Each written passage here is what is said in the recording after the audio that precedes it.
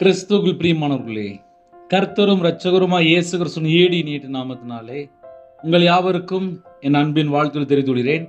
தேவன் அருளிய அப்பம் பிரேயர் மினிஸ்டர் மூலியமாக உங்களோடு சந்திப்பதில் மிகுந்த மகிழ்ச்சியடைகிறேன். தினம்தோறும் இரவினத்திலே தூங்கும் முன்பாக பரிசுத்த வேதாந்தத்திலிருந்து ஒரு பகுதி நாம் தியானித்து நம்முடைய குடும்ப பாதுகாப்பிற்காக நாம் ஜெபிக்கிறோம். லெந்து காலத்திலே 40 நாள் இரவும் பகலுமாக எத்தனையோ தேசத்துக்குள்ளே உபவாசத்தோடு இருக்கிறீங்க.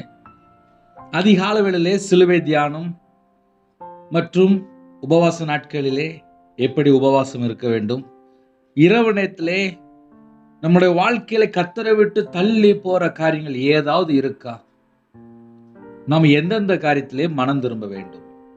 யோசுவா 7ஆம் அதிகாரம் 11, 12 ஆகிய வசனங்களிலே இஸ்ரவேலர் பாவம் செய்தார்கள். நான் அவர்களுக்கு கட்டளையிட்ட என் உடன்படிக்கையை மீறினார்கள். சாபத்தீடானதில் எடுத்துக்கொண்டதும் களவு செய்ததும் வஞ்சித்ததும் தங்கள் பண்டம்பாடிகளுக்குள்ளே வைத்ததும் உண்டோ? ஆதலால் இஸ்ரவேல் புத்திரர் தங்கள் சத்துருக்களுக்கு முன்பாக நிற்கக்கூடாமல் தங்கள் சத்துருக்களுக்கு முதுகை காட்டினார்கள். அவர்கள் சாபத்தீடானார்கள். நீங்கள் சாபத்தீடானதை உங்கள் நடுவிலிருந்து நிக்கிரம் பண்ணாவிட்டால் இனி உங்களோடு இரேன். ஹல்லேலூயா. கிறிஸ்துவுக்குள் பிரியமானவர்களே, உபவாச நாட்களிலே என்ன யோசிச்சு பார்க்கணும் அப்படின்னா, இஸ்ரவேல் புத்திரர் சாபத்தீடானதிலே துரோகம் பண்ணினார்கள் என்று முதல் வசனத்தில் ஆரம்பிக்கு. யோசுவா 7ஆம் அதிகாரம் முதல் வசனத்திலே ஸ்டார்டிங்ல ஆரம்பிக்கு. இஸ்ரவேல் புத்திரர் சாபத்தீடானதிலே துரோகம் பண்ணினார்கள். தேவன் நமக்கு என்ன செய்ய சொல்றாரோ அதை மட்டும் செஞ்சா மட்டும்தான் நம்ம குடும்பம் ஆசீர்வாதமா இருக்கும். இல்லை, நான் ஞாயிற்றுக்கிழமை சர்ச்சுக்கு போறேன், நான் 40 நாள் பாஸ்டிங் போட்டேன், நான் செவ்வாய்க்கிழமை வெள்ளிக்கிழமை பாஸ்டிங் போடுவேன், நான் காலையில ஜெபம் பண்ணுவேன், நான் காலையில பைபிள் எடுத்து கையில் எடுத்து வாசிச்சுருவேன், எல்லாம் சொல்லலாம். மனுஷன் முகத்தை பார்ப்பான், தேவன் இருதயத்தை ஸ்ட்ரைட்டா பார்ப்பாரு. இருதயத்துக்குள்ளே நம்ம என்ன யோசிக்கிறோம் எல்லாமே பரலோகத்தில் அங்கே டிஜிட்டல் அங்கே ஓடிட்டு இருக்கோம். யாரும் எங்கேயும் தப்பிச்சுலாம் ஓட முடியாது. இப்போ நானே இருக்கிறேன், நான் திருநெல்வேலி பகுதியில் இருக்கிறேன், தமிழ்நாட்டில் திருநெல்வேலி பகுதி. இங்கே இருந்து இந்த செய்தி அனுப்பிட்டு இருக்கோம். இந்த செய்தியை நான் அனுப்பும்போது ஏன் இருதயத்துக்குள்ளே என்ன இருக்கு அதையும் தேவன் பார்த்துட்டு இருப்பார். அதனால யாரும் எங்கேயும் தப்பிச்சுலாம் ஓட முடியாது. ஐயா, நான் உபவாசம் இருக்கேன், இருங்க, தப்பு இல்லை. அந்த உபவாச நாட்களிலே நம்ம என்ன யோசித்துவாங்கன்னு தெரியுமா? நிறைய குடும்பத்தில் நல்லா சாப்பிடாம இருப்பாங்க, கறி சாப்பிடாம இருப்பாங்க, நிறைய மெத்தடில் இருப்பாங்க. தேசத்துக்காக ஜெபம் பண்ணிட்டு இருப்பாங்க, குடும்பத்துக்காக ஜெபம் பண்ணிட்டு இருப்பாங்க. பழைய வாழ்க்கை இனிமேல் எனக்கு எதுவுமே தொடரக்கூடாது, நான் புது சிருஷ்டியாக இருக்கணும், ஆவிக்குரிய வாழ்க்கையில் வளரணும், மாம்ச கிரியில் தொடரக்கூடாது, எத்தனையோ காரியத்துக்காக உபவாசம் வந்து ஜெபம் பண்ணிட்டு இருப்பாங்க. இன்னைக்கு செய்தி என்ன தெரியுமா? சாபத்தீடானதில் இஸ்ரவேல் ஜனம் துரோகம் பண்ணினார்கள். இஸ்ரவேல் புத்திரர் சாபத்தீடானதில் துரோகம் பண்ணினார்கள். தேவன் கட்டளையிட்ட பொருள் நம்ம வீட்டுக்குள்ள இருந்துச்சுன்னா நம்ம வீடு ஆசீர்வாதம். இப்போ சில வீட்டில் இப்போ என்ன நடக்கு அப்படின்னா, கல்யாணம் முடிக்கும்போது இத்தனை பவுன் நகை, இவ்வளோ ரொக்கம், சொந்த வீடு, வண்டி, காரு, ஏசி, அப்புறம் பீரோலு, கட்டில் எல்லாம் கேட்டு வாங்கிடுறாங்க. ஆமாவா இல்லையா? ஒரு பிள்ளைய கல்யாணம் முடிக்கிறதுக்கு என்னெல்லாம் கேட்டு வாங்குறாங்க. தேவன் எல்லாத்தையுமே பார்ப்பாரு. இங்கே மனுஷன்ட்ட நம்ம பிடுங்கி சாப்பிட்டுடலாம், ஆனால் பரலோகத்தில் தேவன் பார்ப்பாரு. அடுத்த வீட்டுக்குள்ளே போய் ஒரு பொண்ணு பார்க்க போகிறோம்.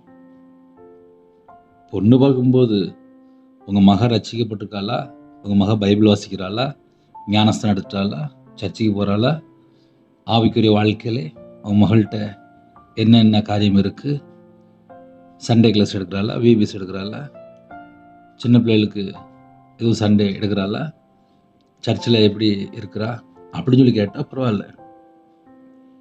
ஒரு பிள்ளைய கல்யாணம் முடிக்கும்போது என் பையன் இவ்வளோ படிச்சிருக்கான், நீங்கள் என்ன போடுவீங்க, என்ன கொடுப்பீங்க? யூதாஸ் காரியத்து இயேசுவை காட்டி கொடுக்கும்போது 30 வெள்ளி காசுக்காக காட்டி கொடுத்தான்னு சொல்லி நம்ம எல்லாருக்குமே தெரியும். இயேசுவை காட்டி கொடுப்பேன், நீங்கள் எனக்கு என்ன கொடுப்பீர்கள் அப்படின்னு சொல்லி தான் யூதாஸ் காரியத்தை கேட்டேன். யூதாஸ் காரியத்தை ஏன் நாண்டு கொண்டு செத்தான் அப்படின்னா, அந்த 30 வெள்ளி காசை இயேசுவை காட்டி கொடுத்து அந்த 30 வெள்ளி காசை வாங்கினான். இன்னைக்கு எத்தனை வீட்டில் பணம், நகை, ரொக்கம், வீடு, இடம், வண்டி, காரு, பொருள், எனக்கு அது வேணும் இது வேணும், எத்தனை காரியத்தை கேட்டு வாங்கி வீட்டுக்குள்ள ஒளிச்சு வச்சிருக்காங்க. கேட்டால் என் பையனுக்கு கல்யாணம் முடிச்சிட்டேன், அதுக்கு பின்னாடி என்னெல்லாம் இருக்கு, அதுக்கு பின்னாடி என்னெல்லாம் வாங்கியிருக்காங்க. தேவன் வாங்க சொன்னாரா? யோசித்து பாருங்க. இதெல்லாம் அந்த கடைசி காலத்தில் அதிகமாக நடந்துட்டு இருக்கு. நிறைய குடும்பத்தில் இப்போ என்ன நடக்கு அப்படின்னா, எல்லாம் கேட்டு வாங்கிடணும். இந்த ஒரு தடவை தான் வாய்ப்பு. அப்புறம் கல்யாணம் முடிச்சாச்சுன்னா கேட்டு வாங்க முடியாது. இப்பவுமே கேட்டுடணும், இப்பவுமே வாங்கிடணும். இந்த கடைசி காலம் இப்படிப்பட்ட ஒரு வாழ்க்கையை தான் போயிட்டு இருக்கு. உபவாச நாட்களில் என்ன தர்மம் யோசித்து பார்க்கணும். இஸ்ரவேல் புத்திரர் சாபத்திடானிலே துரோகம் பண்ணினார்கள், துரோகம் பண்ணினார்கள், துரோகம் பண்ணினார்கள். சில வீட்டில் கர்த்தருக்கு பிரியமில்லாத சில காரியங்கள் இருக்கும், வெளியே தெரியாது, வெளியே தெரியாது, யாருக்குமே தெரியாது. ஆனா தேவனுக்கு தெரியும், தேவனுக்கு தெரியும், எல்லாம் தெரியும். மனுஷனுக்கு வேணா தெரியாதுன்னு சொல்லி நம்ம நினைச்சிட்டு இருக்கலாம். தேவனுக்கு தெரியும். மனுஷன் முகத்தை பார்க்குறான், ஆனா தேவன் இதயத்தை பார்க்கறாரு. ஒரு குடும்பத்தில் கல்யாணம் முடிஞ்சது, 100 பவுன் நகை, 5 லட்ச ரூபா ரொக்கம். கல்யாணம் முடிஞ்சு ஒரு சில மாசத்திலேயே புருஷ மண்டலத்தில் சண்டை வந்துச்சு, கோர்ட்டு கேஸ் சொல்லி போய் பிரிஞ்சுட்டாங்க. 100 பவுன் 5 லட்ச ரூபா ரொக்கம். ஒரு சில மாசம்தான், ஒரு சில மாசத்துக்குள்ளே 2 குடும்பத்துக்கும் மனசு ஒத்து போல, உடனே டைவர்ஸ். இந்த கடைசி காலம் குடும்பம் ரட்சிக்கப்பட்டிருக்கா, தேவனுக்கு பிரியமானபடி இந்த குடும்பம் இருக்கா? இப்போ அப்படிலாம் யாரும் பார்க்கல. எவ்வளோ பணம் தருவீங்க, எவ்வளோ போடுவீங்க, எவ்வளோ கொடுப்பீங்க, எவ்வளோ செய்வீங்க, எவ்வளோ செய்வீங்க, என்னெல்லாம் செய்வீங்க, என்னெல்லாம் செய்வீங்க, இப்படியே கேட்டு கேட்டு கேட்டு கேட்டு கேட்டு கேட்டு ஒரு குடும்பத்தை கொள்ளையடிச்ச மாதிரி அப்படியே கேட்டு கேட்டு கேட்டு கேட்டு வாங்குறாங்க. இஸ்ரவேல் புத்திரர் சாபத்தீடானிலே துரோகம் பண்ணினார்கள், இஸ்ரவேல் பாவம் செய்தார்கள், நான் அவர்களுக்கு கட்டளையிட்டேன் உடன்படிக்கையை மீறினார்கள். மனிதன் தன்மையா இருப்பது நல்லதல்ல அப்படின்னாரு. ஏற்ற துணை தேவன் தான் தருவார். ஆனா இன்னைக்கு ஏற்ற துணையை யாரு சூஸ் பண்றாங்க? வாலிப வயசுல இவங்களே சூஸ் பண்ணியிருக்காங்க. இவங்களே விரும்பி, இவங்களே அந்நிய நோத்துல போய் பிணைக்கப்பட்டு, அதுக்கப்புறம் கூட வாழ்க்கையில கண்ணீர், வேதனை, துக்கம், யார்கிட்ட போய் சொல்லி அளன்னு தெரியல. இப்ப நிறைய குடும்பத்துல இப்ப என்ன பிரச்சனை அப்படின்னா, வாலிப வயசுல இஷ்டம் போல தாறு மாறா, அதுக்கப்புறம் அவங்களோட வாழ்க்கையில திருமணம் முடிஞ்சதுக்கு அப்புறம் விக்கிரத்துக்குள்ள போய் அவங்களோட வாழ்க்கை ஃபுல்லா ஒரே வேதனை, வியாதி, நிம்மதி இல்லை, ஏண்டா வாழ்றோம், தற்கொலை எண்ணங்கள். இதெல்லாம் என்ன காரணம் அப்படின்னா, இஸ்ரவேல் புத்திரர் பாவம் செய்தார்கள், இஸ்ரவேலர் பாவம் செய்தார்கள், நான் அவர்கள் கட்டளையிட்டேன் உடன்படிக்கையை மீறினார்கள். தேவனுடைய உடன்படிக்கையை மீறும் போது அவனுடைய வாழ்க்கையில சாபம் என்றாது.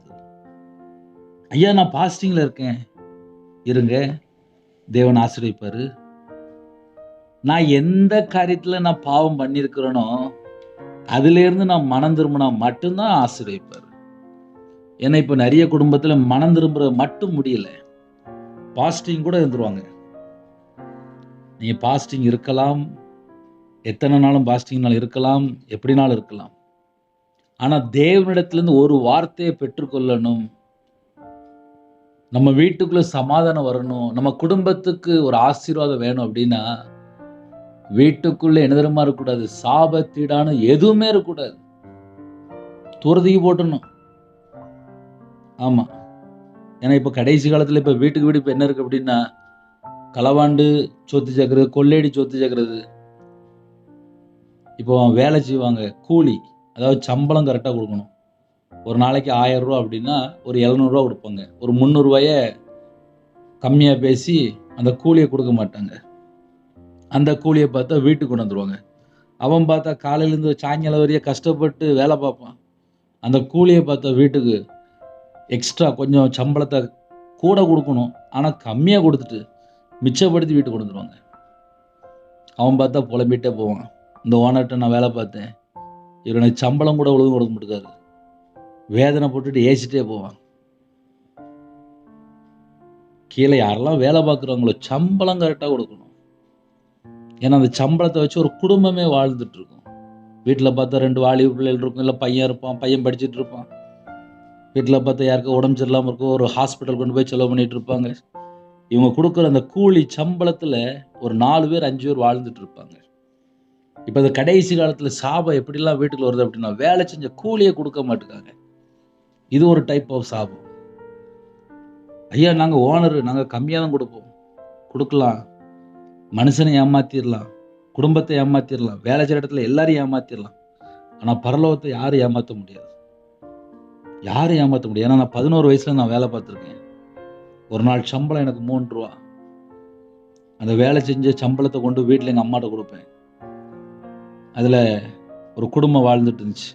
நான் 11 வயசுல வேலைக்கு போனால் வியாபாரத்தில் இருந்திருக்கேன். என் கீழே வேலைக்கு ஆள் இருந்திருக்காங்க. வேலை செஞ்ச கூலியை கொடுத்துருவேன், சந்தோஷமா இருப்பேன். ஏன்னா அவங்களுடைய காசு என்கிட்ட இருக்காது. இந்த கடைசி காலத்தில் எத்தனை இடத்துல ஏமாத்துறாங்க, எத்தனை இடத்துல ஏமாத்துறாங்க. இஸ்ரவேலர் பாவம் செய்தார்கள் அப்படின்னா அவங்க பாவம் செஞ்சுட்டாங்கன்னு சொல்லி ஓப்பன் ஸ்டேட்மெண்ட்ல சொல்லிட்டு இருக்காரு. நான் அவர்களுக்கு கட்டளையிட்டேன், உடன்படிக்கை மீறிட்டாங்கப்பா. இப்போ முழு பைபிளை ஃபுல்லாக வாசித்தவங்க இருக்கிறாங்க, சட்டம் ஃபுல்லாக தெரியும், ஞாயிற்றுக்கிழமை சர்ச்சுக்கு போகிறாங்க, என்னையன்று உனக்கு வேறு தேவர்கள் உண்டாயிருக்க வேண்டாம். ஆனால் நம்ம மக்கள் என்ன பண்ணுவாங்க, ஒரு கல்லுலேயும் மரத்துலேயும் போய் நிற்பாங்க, குறி கேட்க போவாங்க, நாள் பார்க்க போவாங்க, நேரம் பார்க்க போவாங்க. இதெல்லாம் சாபம் தானே. அதனால் சாபம் அப்படின்னாலே ஒரு டைப் ஆஃப் இல்லை. 24 மணி நேரம் வாழ்க்கையில் எங்கெல்லாம் போய் தேவையில்லாமல் இருக்கிறோம், தேவன் சொல்லாத இடத்துக்கு எங்கெல்லாம் போகிறோம். ஆகானுடைய வாழ்க்கையிலே அவர் களவாண்டு வச்சுக்கிட்டாரு. முதல் வசனத்தில் போட்டிருக்கு, ஆகான் என்பவன் சாபத்தீடானதிலே சிலதை எடுத்துக்கொண்டான், ஆகையால் இஸ்ரவேல் புத்திரர் மேல் கர்த்தருடைய கோபம் உண்டது. அது முதல் வசனம். சாபத்தீடானதில் சிலதை எடுத்துக்கொண்டான், அவ்வளவுதான். அவன் எடுத்துட்டான், ஆனா இஸ்ரவேல் ஜனங்களுக்குள்ள ஒரு தோல்வி. இப்போ நம்ம கடைசி காலத்துல வீட்டுல ஒரு ஆள் கெட்டால் இருந்தா போதும், வீட்டுல எல்லாமே நஷ்டமாயிரும். வீட்டுல பையன் பார்த்தா தாறுமாறா இருப்பான், அது வீட்டுல எல்லாத்தையும் நஷ்டப்படுத்திடும். புருஷன் பார்த்தா சரி இருக்க மாட்டாரு, அது மூலியமா வீட்டுக்குள்ள எல்லாம் சாபமா மாறிடும். ஏன் அப்படின்னா, குடும்ப தலைவர் வீட்டுக்கு வரும்போது உண்மையான சம்பளம் வருதா, இல்லை லஞ்சம் வாங்கி, இல்லை ஏமாத்தி, இல்லை பொய் பேசி எப்படி சம்பாதிச்சு கொண்டு வர்றாரு. நான் சின்ன வயசுல வேலை பார்த்துருக்கேன்ப்பா, எனக்கு சம்பளம் வாங்கியிருக்கேன், நான் ஓனராக இருந்திருக்கேன், நான் பல வருஷம் வேலை பார்த்துருக்கேன், ஊழியத்து வரக்கு முன்னாடி கஷ்டப்பட்டிருக்கேன், கடனில் கஷ்டப்பட்டிருக்கேன், நிந்தைகள், அவமானங்கள், கண்ணீர், நெருக்கம், துக்கம், வியாதி, மரணப்படுக்கை எல்லாத்துலேயும் வந்திருக்கேன். கஷ்டம்னா என்னன்னு தெரியும், பொய்னா என்னன்னு தெரியும், சாபம்னா என்னன்னு தெரியும். விக்கிரத்துக்கு மாந்திரியத்துக்கு 13 லட்சம் நான் கொடுத்துருக்கேன். நான் அந்த அளவுக்கு மனுஷனை நம்பி ஏமாந்துருக்கேன். என் வாழ்க்கையில் எனக்கு சாபம்னு எனக்கு என்னன்னு நல்லாவே தெரியும். ஏன்னா நான் சாபத்தில் வாழ்ந்த ஒரு நபர். இன்னைக்கு என்னை ஆசீர்வாதமாக மாற்றிருக்காரு அப்படின்னா, நான் கையில் பைபிள் எடுத்து கண்ணீரோடு வாசிக்க ஆரம்பித்தேன். என் வாழ்க்கையில் ஒரு 5 வருஷத்துல ஒரு 7 வருஷம் கண்ணீர் வாழ்க்கை மட்டும்தான் இருந்துச்சு. 2015 2020 ஃபுல்லாக கம்ப்ளீட்டாக கண்ணீர் மட்டும்தான். 5 வருஷம் கண்ணீர் வெடித்து பைபிள் வாசிச்சிருக்கேன், ஜெபம் பண்ணியிருக்கேன். அப்புறம் கொரோனா நேரத்தில் எத்தனையோ ஜனங்களுக்கு ஜெபம் பண்ணியிருக்கேன், கண்ணீரோடு தான் ஜெபம் பண்ணியிருக்கேன். கொரோனா நேரத்தில் ஃபஸ்ட்டு கொரோனா, செகண்ட் கொரோனாலெல்லாம் ஃபோன் பண்ணியிருக்காங்க. அவங்க கூப்பிட்ருவாங்க, இங்கேருந்து கண்ணீரோடு ஜெபம் பண்ணிகிட்டு இருப்பேன். எங்கள் அம்மா கொரோனாவில் இருந்து போயிட்டாங்க. கஷ்டம்னா என்ன, வேதனைனா என்ன, நஷ்டம்னா என்ன, தோல்வினா என்ன, சாபம்னா என்ன நல்லா எனக்கு தெரியும். இன்னைக்கு எத்தனை குடும்பத்துல சாபத்தீடான பொருளை வீட்டில் வச்சிருக்கிறாங்க. பக்கத்து வீட்டில் ஒரு பொருள் வாங்கியிருப்பாங்க, அதை திருப்பி கொடுக்க மாட்டாங்க. ஆனால் வாங்கும்போது என்ன சொல்லியிருப்பாங்க, நான் திருப்பி தாரேன். ஆனால் திருப்பி கொடுத்துக்க மாட்டோம். அவங்க சொல்லுவாங்க, என்கிட்ட வாங்கிட்டு போனாங்க, இன்னும் திருப்பி தரல. இப்போ நிறைய குடும்பத்தில் சாபத்தீடான பொருள் உங்கள் வீட்டுக்குள்ளே இருக்கா? உடனே நம்ம மக்கள் கேட்பாங்க, பிரதர் சாபத்தீடான பொருள் எங்கள் வாழ்க்கையில் இருந்தால் என்ன ஆகும்? அப்படியே கீழே பாயிண்ட் இருக்கு. அடுத்த வசனம் போட்டிருக்கு, இஸ்ரவேலர் புத்திரர் தங்கள் சத்துருக்களுக்கு முன்பாக நிற்கக்கூடாமல், சத்துருக்களுக்கு முன்பாக நிற்கக்கூடாமல். எதிரி வந்தானே நிற்க முடியாது, பிசாசு வந்தானே நிற்க முடியாது. ஏன்னா நம்ம வீட்டில் என்ன நடக்குது அப்படின்னா, ஒரு களவாண்டு சொத்து செய்ததோ, இல்லை ஒரு கூலியை கொடுக்காமலையோ, இல்லை அடுத்த வீட்டு சொத்தோ, இல்லை கொள்ளையடி சம்பாதிச்சோ, இல்லை லஞ்சமோ, இல்லை பரிதானமோ, இல்லை மாமியார்கிட்டருந்து வாங்கி வாங்கி சாப்பிட்றது. உழைச்சி சாப்பிடவே மாட்டாங்க. கேட்டால் கல்யாணம் முடிச்சிருப்பாங்க, அப்புறம் அந்த வீட்டிலேருந்து எல்லாம் கொள்ளையடி சாப்பிட்டுட்டு இருப்பாங்க. கேட்டால் அதெல்லாம் எனக்கு தானே அப்படிம்பாங்க. உங்கள் வீட்டுக்கு என்னெல்லாம் தேவன் கிஃப்ட் கொடுக்காரோ அதெல்லாம் உங்களுக்கு. ஆனால் அபகரித்து கொள்ளையடித்து, நமக்கு ஒரு பைபிள் சட்டம் இருக்கு, ஒரு லா சட்டம் இருக்கு. உண்மை உள்ள மனுஷன் பரிபூர்ணமான ஆசீர்வாதத்தை பெறுவான். உங்க வீட்டுக்கு என்னென்ன கிஃப்ட் வேணுமோ தேவன் தருவார். நீங்க கேட்காமையே 31 நாள் தேவன் ஆசீர்வதிப்பார். ஆனா சில குடும்பத்தில் என்ன தெரியுமா நடக்கு, சிலவங்களை வேதனைப்படுத்தி எனக்கு இது வேணும், எனக்கு இது வேணும்னு சொல்லி கேட்டு கேட்டு வாங்கி வாங்கி வாங்கி இவங்க நல்லா இருப்பாங்க. கொடுத்தவங்க பார்த்தா துக்கத்தோடு கண்ணீரோடு பாஸ்டிங் போட்டு ஜெபம் பண்ணிட்டு இருப்பாங்க. என்னை இப்படி கஷ்டப்படுத்தி வேதனைப்படுத்தி வாங்குறாங்களே அப்படின்னு சொல்லி ஜெபம் பண்ணிட்டு இருப்பாங்க. எனக்கு சில ஜெபக்குறிப்பு வரும். என் பொண்ணுக்கு நான் கல்யாணம் முடிச்சேன், 25 லட்ச ரூபா கடன் இருக்கு, 25 லட்ச ரூபா கடன் இருக்கு, 30 லட்ச ரூபா கடன் இருக்கு, 50 லட்ச ரூபா கடன் இருக்கு. எப்படிமா கடன் வந்துச்சுன்னு சொல்லி கேட்பேன். என் பிள்ளைக்கு கல்யாணம் முடிக்கும் போது இத்தனை பவுன், இத்தனை லட்ச ரூபா ரொக்கம் சொல்லி பேசணும். ஆனால் அவ்வளோ நகை இல்லை, அவ்வளோ பணம் இல்லை. மகளுக்கு வயசு கூடுன்னு சொல்லிட்டு வெளியில் வாங்கி கல்யாணம் முடிச்சிட்டோம். இப்போ என் மகா போயிட்டா, அவள் நல்லா இருக்கா. ஆனால் இத்தனை லட்ச ரூபா கடனில் நாங்கள் வாழ்கிறதா சாகிறதா எங்களுக்கு தெரியல பிரதர்.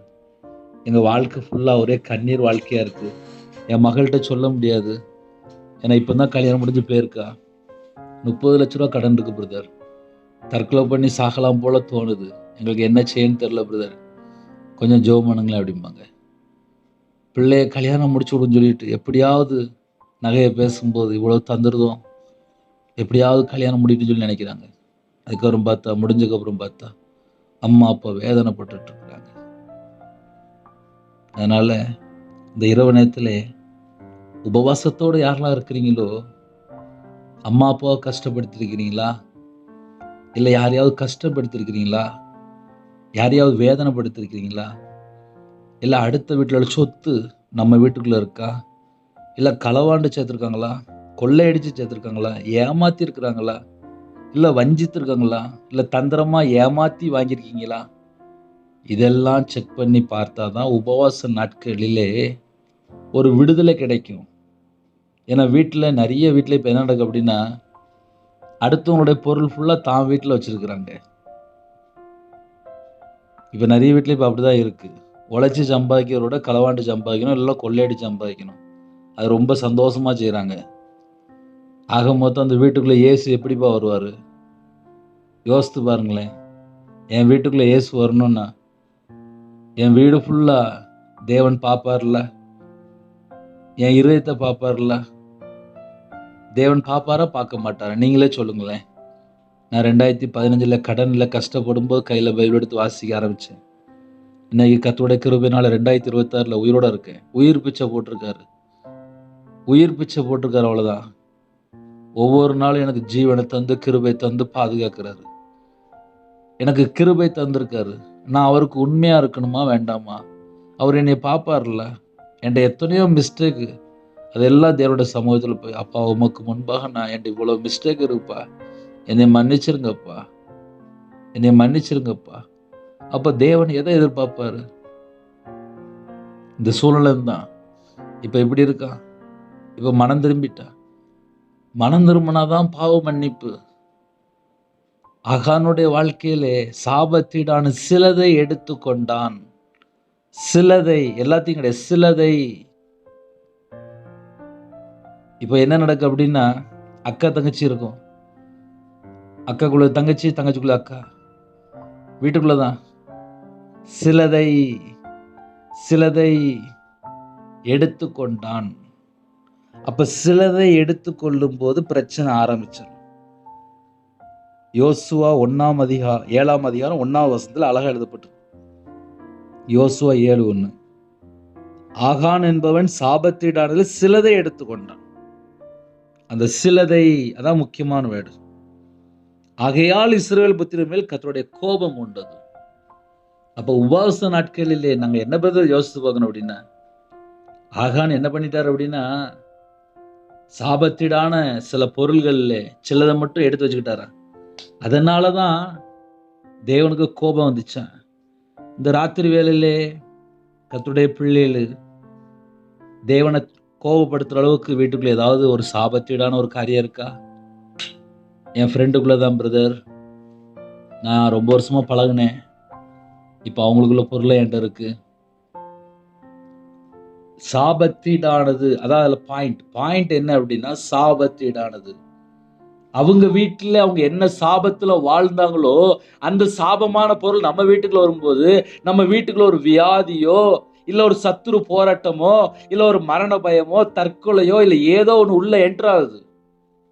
ஐயா பிரச்சனை எங்கய்யா இருக்கு அப்படின்னா, அடுத்த வீட்டுல உள்ள ஒரு வண்டி, அடுத்த வீட்டுல உள்ள ஒரு காரு, அது நம்ம வீட்டுக்குள்ள வரும்போது நம்ம உழைச்சு வாங்கணுமா, நம்ம சம்பாதிச்சு வாங்கணுமா? அப்படி யோசித்து பார்க்கணும். நான் சம்பாதிச்சு வாங்கினேன்னா தேவன் என் குடும்பத்தை ஆசீர்வதிப்பாரு. களவாண்டு ஒரு வண்டியை கொண்டு வந்தாச்சுன்னா, இல்ல அடுத்த வீட்டுல வண்டியை எடுத்து கொண்டு வந்தாச்சுன்னா, அது ஒரு சாபம் தானே. அப்ப ஆகான் என்பவன் சாபத்தீடானதிலே, சாபத்தில் உள்ள ஒரு பொருள் நம்ம வீட்டுக்குள்ள ஏதாவது வந்திருக்கா? சாபத்தில் உள்ள ஒரு பொருள் நம்ம வீட்டுக்குள்ள வந்தால் வீடு ஃபுல்லா சாபமா மாறிடும். நான் சொல்ல புரிஞ்சுட்டா? ரொம்ப கஷ்டப்பட்டு சில குடும்பத்திலே இப்பதான் வளர்ச்சி இருக்கும், உழைச்சி சம்பாதிச்சிட்டு இருப்பாங்க. ஆனா வீட்டுல சாபத்தீடான எந்த ஒரு பொருளும் உள்ள வந்துடக்கூடாது. நீங்க உழைச்சி சம்பாதிச்சது மட்டும்தான் இருக்கணும். நீங்க வீடு கட்டுறீங்களா, உழைச்சி கட்டுங்க. நீங்க ஒரு வேலை பார்க்குறீங்களா, உண்மையா வேலை பாருங்க. லஞ்சம் கொடுத்து ஒரு வேலையை வாங்கிறாங்க.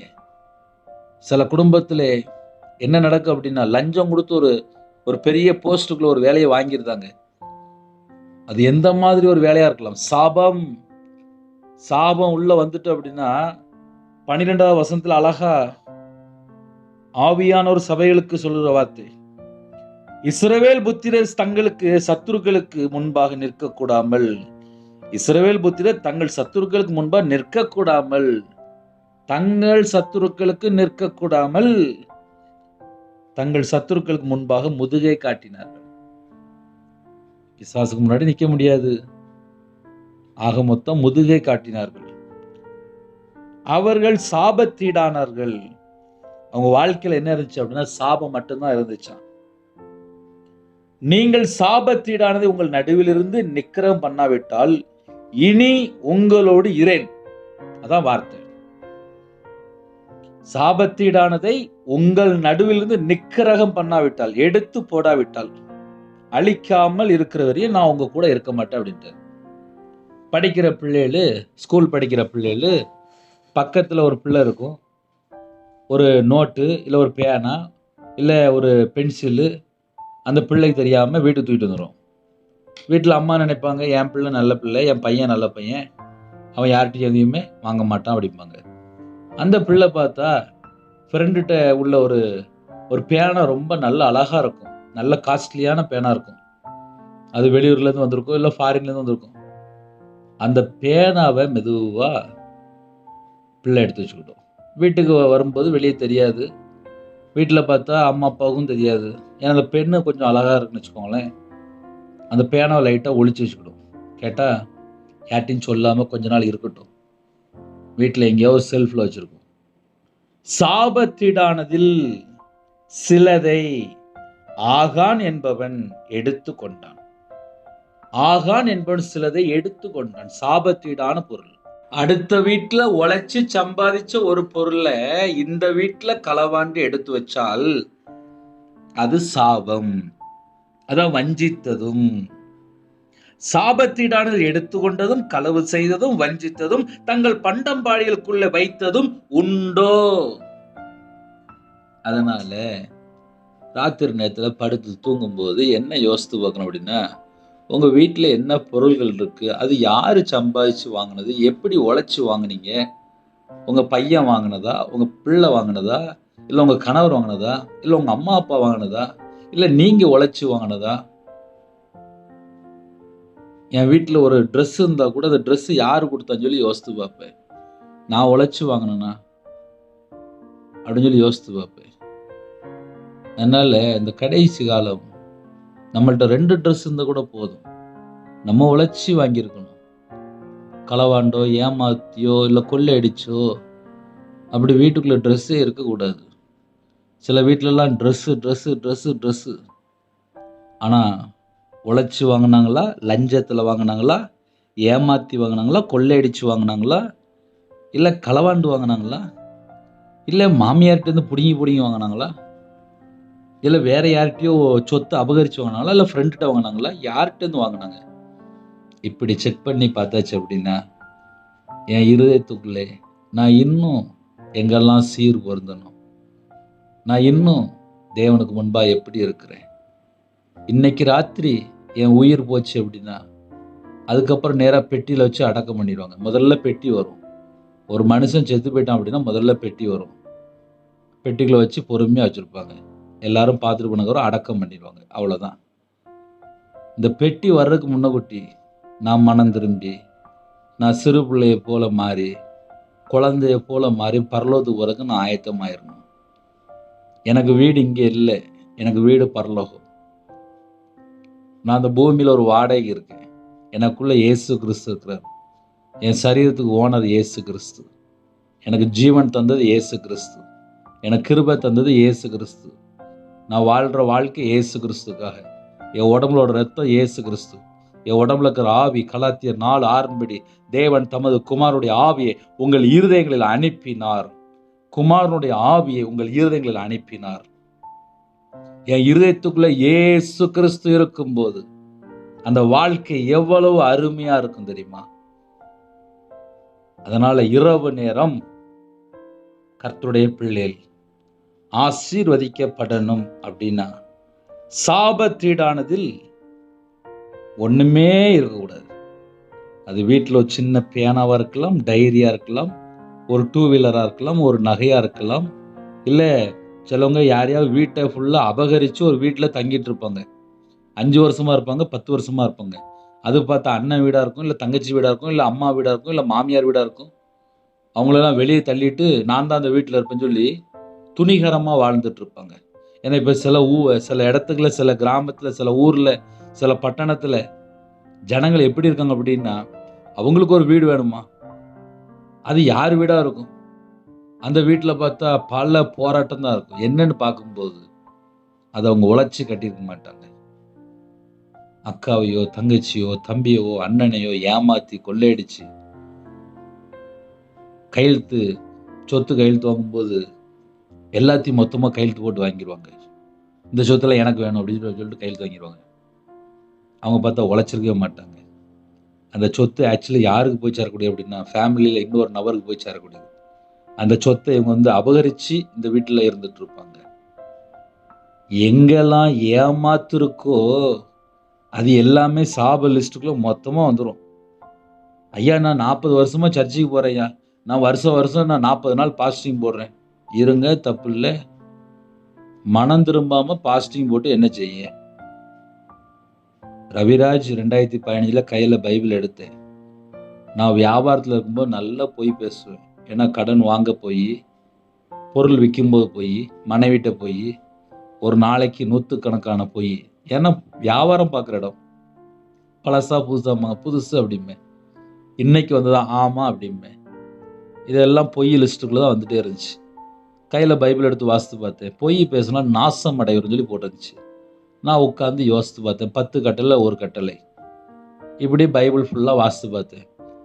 பொய் பேசுகிறவன் பிசாசுனால் உண்டாயிருக்கிறான். என் வாழ்க்கையில் எல்லாமே நான் பொய் பேசி வாழ்ந்துட்டு இருந்தேன். அப்புறம் நான் மனம் திரும்ப ஆரம்பித்தேன். எனக்கு இந்த பொய்யே வேண்டாம், எனக்கு இந்த கடையே எனக்கு வேண்டாம். நான் பேசாமல் சுவிசேஷம் அறிவிக்க போகிறேன், தெருவா சுவிசேஷம் அறிவிக்க போகிறேன், நான் மிஷினரியாக போகிறேன் அப்படின்னு சொல்லி ஜெபம் பண்ண ஆரம்பிச்சிட்டேன். அதனால் கையில் பைபிள் எடுத்து வாசிக்க ஆரம்பித்ததுக்கப்புறம் நான் எங்கெல்லாம் மிஸ்டேக்காக இருக்கேன், இந்த மனம் திரும்புறது தான் பரலோக எதிர்பார்க்க தவிர நிறைய குடும்பத்தில் இப்போ அதெல்லாம் யோசிக்கிறது இல்லை. என் வீட்டுக்குள்ள எனக்கு ஆசீர்வாதம் வேணும். ஒரு குடும்பம் உண்மையாக இருந்துச்சுன்னா அந்த குடும்பம் ஆசீர்வதிக்கப்படும். இன்னைக்கு நிறையவருடைய வாழ்க்கையில் உண்மையே இல்லை. சொத்து சேர்க்கணும், வீடு வேணும், நகை வேணும், நான் நல்லா இருக்கணும், என் பொண்டாட்டி பிள்ளைகள் நல்லா இருக்கணும், இதை மட்டும்தான் மைண்டில் ஃபிக்ஸ் பண்ணி வச்சுருக்காங்க. சுயம் சாகலை. தன்னைத்தான் வெறுத்து கிறிஸ்துவர்கள் வேதக்காரங்க அப்படின்னா தன்னைத்தான் வெறுத்துருக்கணும். நான் கிறிஸ்டின்னு சொல்லி என்ன சொல்லக்கூடாது.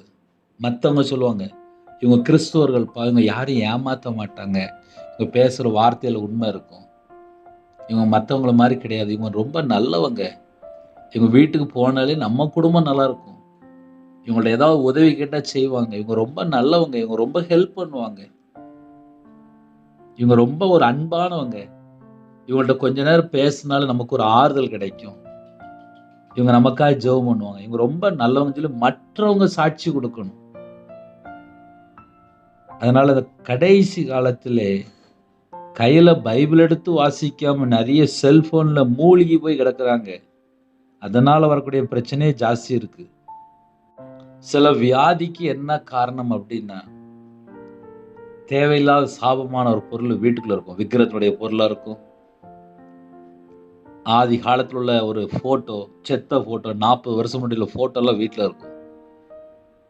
அவங்க செத்து 40 வருஷம் இருக்கும். வீட்டில் தேவையில்லாமல் எந்த ஒரு பொருளுமே வேண்டாம். உங்கள் வீட்டுக்குள்ளே இயேசு கிறிஸ்து இருக்கணும். வானத்தையும் பூமியை உண்டாக்குன இயேசு கிறிஸ்து உங்கள் வீட்டுக்குள்ளே இருக்கணும். அப்படிப்பட்ட வீடாக இருந்தால் எவ்வளோ ஆசீர்வாதம் தெரியுமா? உங்கள் வீட்டில் நல்ல வசனம் எழுதி போடுங்க, நல்ல போர்டு வாங்கி போடுங்க. வீட்டுக்குள்ளே எங்கே திரும்பி பார்த்தாலும் வசனம் தெரியணும். உங்கள் வீட்டில் கையில் பைபிள் எடுத்து வாசிங்க, முழங்கால நின்று ஜெபம் பண்ணுங்க, குடும்பமாக பாட்டு படித்து ஜெபம் பண்ணுங்க. உபவாச நாட்களில் நாங்கள் என்ன செய்யலாம் யோசித்து பாருங்க. நம்ம வீட்டில் உள்ள பொருள்கள் எல்லாமே நம்ம உழைச்சி சம்பாதிச்சதானா? ஏதாவது தேவையில்லாமல் வந்திருக்கா? இதெல்லாம் கொஞ்சம் செக் பண்ணி பார்த்தாச்சுன்னா ஆசீர்வாதம் பெற்றுக்கொள்ள முடியும். ஒரு சின்ன ஜெபம் பண்ணி முடிக்க போகிறேன். கண்களை மூடி நாம் ஜெபம் செய்வோம். அன்பின் கர்த்தாவே, நன்றி எடுத்து சொல்கிறோம்ப்பா. உங்கள் பாதத்தில் அர்ப்பணிக்கிறோம்ப்பா. எங்கள்கிட்ட என்னெல்லாம் மிஸ்டேக் இருக்கோ எல்லாத்தையுமே எடுத்து போட்டுருங்கப்பா. உபவாச நாட்களிலே உபவாசத்தோடு இந்த ஆசீர்வாதங்களை பெற்றுக்கொள்ளணும். கர்த்தர் பிரியமானபடி வாழணும். இந்த நாள் முழுவதும் பாதுகாத்த கிருபைக்காக நன்றி. இரவு நேரத்தில் ஜெபிக்கிற குடும்பம் ஆசீர்வதிக்கப்படட்டும். கர்த்தர் பொறுப்படுத்துவங்க. நல்ல தூக்கம் தாங்க. அதிக அளவில் எழுப்பிவிடுங்க. நைட் ஷிஃப்ட்டில் நைட்டு டிரைவிங் லைனில் இருக்காங்க. கர்த்தருடைய கரம் பிள்ளைகளோட கூட இருக்கட்டும். சரீரத்தில் பலவீனத்தோடு படுத்த படுக்கையில் யாரெல்லாம் இருக்காங்களோ நம்முடைய தலைமுறை கரத்தினாலே தொட்டு சுகமாக்கித்தாங்க. படிக்கிற பிள்ளைகளை கர்த்தர் ஆசீர்வதிங்க. திருமணத்துக்கு ஆயத்தமாக இருக்காங்க, பரிசுத்தப்படுத்தி ஏற்ற துணையை தாங்க. திருமணம் முடிந்ததுக்கப்புறம் குறைகள் குற்றங்கள் எல்லாவற்றையும் மன்னிச்சிருங்க. உபவாசத்தோடு யாரெல்லாம் இருக்காங்களோ தேவனுடைய கரம் பிள்ளைகளோட கூட இருக்கட்டும். நம்முடைய வார்த்தைக்கு கீழ்ப்படியாமல் எங்கெல்லாம் நாங்கள் கர்த்தரை விட்டு தள்ளி போனோமோ அந்த எல்லா காரியத்தையும் மன்னிச்சிருங்க. மன்னித்து எங்களுக்கு ஆசீர்வதிங்கப்பா. கற்பதுங்க ஜெபிக்கிறேன். கர்த்தர் மனம் இருங்க. தேவன் அருள் எப்போ மினிஸ்டர் மூலிமா இணைந்திருக்கிற எல்லா குடும்பத்தையும் ஆசீர்வதிச்சிருங்க. அப்புரோஜனமான ஊழியக்காரப்பா, உங்களோட ரத்தத்தினால கழுவி சுத்திகரிங்க. எல்லா நாட்டிலுள்ள ஜனங்களையும் கர்த்தர் பொறுப்படுத்துங்க. இயேசு கிறிஸ்து பிதாவே, ஆமென். தேவனுக்கு மகிமை உண்டதாக. கிறிஸ்துவில் பிரியமானவர்களே, 9363064181 நம்பர் உண்டால் நாங்கள் உங்களுக்காக குடும்பத்துக்காக ஜெபிப்போம். God bless you.